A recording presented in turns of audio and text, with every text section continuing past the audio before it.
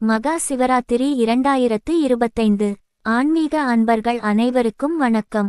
ஓம் சிவசக்தி ஆன்மீகம் என்னும் நம்ம சேனல் வாயிலாக தினமும் பல பயனுள்ள பதிவுகளை அறிந்து வருகிறோம்.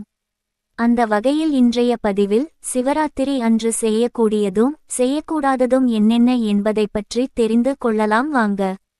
மார்ச் 8ஆம் தேதி மகா சிவராத்திரி வருகிறது. அன்றைய தினத்தில் சிவபெருமானை வழிபட வேண்டும் என்பதும் இரவில் கண் விழித்து இருக்க வேண்டும் என்பதும் நமக்கு தெரியும். மாசி மாதம் வரும் தேய்பிறை சதுர்த்தி நாளையே மகா சிவராத்திரியாக போற்றிக் கொண்டாடுகிறோம். ராத்திரி என்ற சொல்லுக்கு அனைத்தும் செயலற்று ஒடுங்குதல் என்று பொருள். அதாவது உயிர்கள் செயலற்று ஈசன் நினைவாக ஒடுங்கும் காலமே சிவராத்திரி. ஆகவே இந்த புண்ணிய காலத்தில் சிவனின் திருநாமம் சொல்லி 4 கால பூஜைகள் செய்து வழிபடுவது மிக விசேஷம். இந்நாளின் 3ஆம் காலத்தில் சிவனை வழிபட்டால் எத்தகைய பாவங்கள் செய்திருந்தாலும் அது நம்மை விட்டு விலகி போகும். இதனால் இந்த ஜென்மம் மட்டுமல்லாது மறுஜென்மத்திலும் நிறைவான வாழ்வையும் பெற முடியும். அந்த அளவிற்கு மகத்துவம் மிக்க நாள் இந்த மகாசிவராத்திரி. ஆனால் சிவராத்திரி அன்று எப்படி வழிபட வேண்டும், சிவராத்திரி அன்று என்ன செய்ய வேண்டும், என்ன செய்யக்கூடாது என்பது நம்மில் பல பேருக்கு தெரிந்திருக்க வாய்ப்பில்லை. ஆகையால் அதை தெரிந்து கொள்ளும் விதமாக இப்பதிவில் சிவராத்திரி அன்று செய்யக்கூடியதும் செய்யக்கூடாததும் என்னென்ன என்பதை பற்றி நாம் பார்க்கலாம். சிவராத்திரி அன்று செய்யக்கூடாதவை. மகா சிவராத்திரி அன்று இரவில் தூங்கக்கூடாது. அதாவது சிவராத்திரி நாளில் பகல் இரவு மற்றும் அடுத்த நாள் பகல் வரையிலும் தூங்கக்கூடாது. உதாரணமாக இந்த ஆண்டு பிப்ரவரி 26ஆம் தேதி மகா சிவராத்திரி வருகிறது. பிப்ரவரி 26ஆம் தேதி காலை முதல் பிப்ரவரி 27ஆம் தேதி மாலை 6 மணிக்கு மேல்தான் தூங்க வேண்டும். அதற்கு இடைப்பட்ட பகலிலும் இரவிலும் தூங்கக்கூடாது. மகா சிவராத்திரி அன்று காலை முதல் மறுநாள் காலை வரை உபவாசம் இருக்க வேண்டும். அதாவது பட்டினி விரதம் இருக்க வேண்டும். இந்நேரங்களில் தண்ணீர் மட்டுமே அருந்த வேண்டும். சிவராத்திரி அன்று இரவில் கண் விழிக்கும்போது மற்ற பொழுதுபோக்கு நிகழ்ச்சிகளில் ஈடுபடக்கூடாது. அதாவது போன் பார்ப்பது பாடல் கேட்பது போன்ற செயல்களை செய்யக்கூடாது. அதற்கு மாறாக சிவனை மட்டுமே நினைத்து வழிபட வேண்டும். மது புகை போன்றவற்றையும் தவிர்க்க வேண்டும். முக்கியமாக அன்றைய தினம் அசைவம் சாப்பிடக்கூடாது.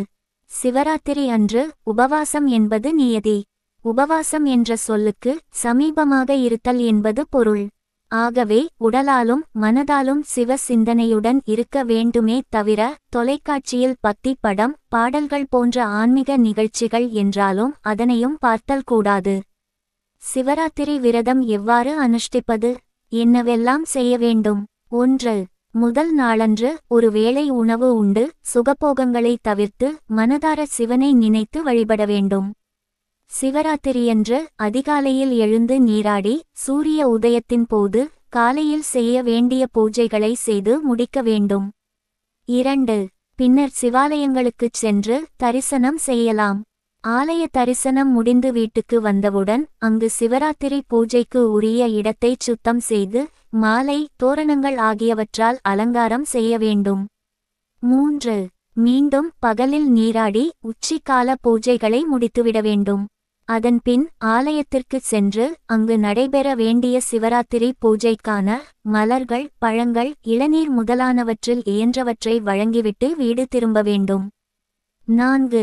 வீடு திரும்பியதும் மறுபடியும் நீராடி மாலை நேர பூஜைகளை முடித்துவிட்டு ஏற்கனவே தூய்மை செய்து அலங்கரிக்கப்பட்ட இடத்தில் ஓர் உயர்ந்த பீடத்தில் சிவலிங்கத்தை வைத்து 4 ஜாமங்களிலும் பூஜை செய்ய வேண்டும். 5. இந்த 4 கால சிவபூஜையில் அந்தந்த பூஜைக்கேற்றவாறு வஸ்திரம் மலர்கள் மாலை நைவேத்தியங்களை லிங்கத்திற்கு படைத்து பூஜை செய்ய வேண்டும். சிவபூஜை செய்ய இயலாதவர்கள் சிவாலயங்களில் நடைபெறும் 4 கால பூஜைகளில் கலந்து கொண்டும் சிவனருள் பெறலாம். 6.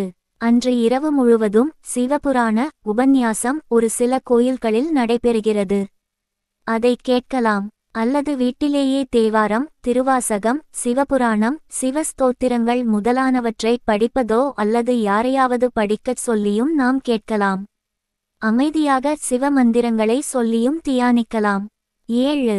சிவராத்திரி அன்று சிவபெருமானுக்கு வீட்டில் அபிஷேகம் செய்ய வேண்டும். அன்று கண்டிப்பாக நாள் முழுவதும் உபவாசம் இருக்க வேண்டும். உடல்நிலை சரியில்லாதவர்கள் தவிர மற்றவர்கள் அனைவரும் சிவராத்திரி அன்று உணவு உட்கொள்ளக் கூடாது. வீட்டில் சிவலிங்கம் வைத்து வழிபடுபவர்கள் சிவலிங்கம், சாலகிராமம், மூர்த்தங்கள் ஆகியவற்றுக்கு தண்ணீராவது ஊற்றி அபிஷேகம் செய்து வழிபாடு செய்ய வேண்டும். 8. அருகில் உள்ள சிவன் கோவிலுக்குச் சென்று சிவபெருமானிற்கு உகந்த அபிஷேக பொருட்களான பால் உள்ளிட்ட பொருட்களை வாங்கிக் கொடுத்து அபிஷேகங்களில் கலந்து கொள்ள வேண்டும். முக்கியமாக சிவராத்திரி அன்று சிவபெருமானிற்கு வில்வ இலை கொண்டு வில்வ அபிஷேகம் செய்ய வேண்டும். 9. சிவராத்திரி அன்று சிவனின் நாமத்தை சொல்ல வேண்டும். அதிகாலை முதல் மறுநாள் காலை விரதம் முடிக்கும் வரை ஓம் நமசிவாய, சிவாய நமக எனும் நாமத்தை அடிக்கடி சொல்ல வேண்டும். சிவாலயத்திற்கு செல்லும் போது அபிஷேகத்திற்கு தேவையான பால், திருநீரு, சந்தனம், பன்னீர் இவற்றில் ஏதாவது ஒன்று வாங்கிக் கொடுக்க வேண்டும். 10. மிக முக்கியமாக சிவராத்திரி அன்று நள்ளிரவு 11:45 முதல் 12:15 அதிகாலை வரை அனைவரும் சிவனின் அருளை பெற தியானம் செய்ய வேண்டும். மேலும் இதுபோன்ற ஆன்மீகம் சம்பந்தமான பதிவுகளை காண ஓம் சிவசக்தி ஆன்மீகம் எனும் நம்ம சேனலை மறக்காம சப்ஸ்கிரைப் பண்ணுங்க. நன்றி.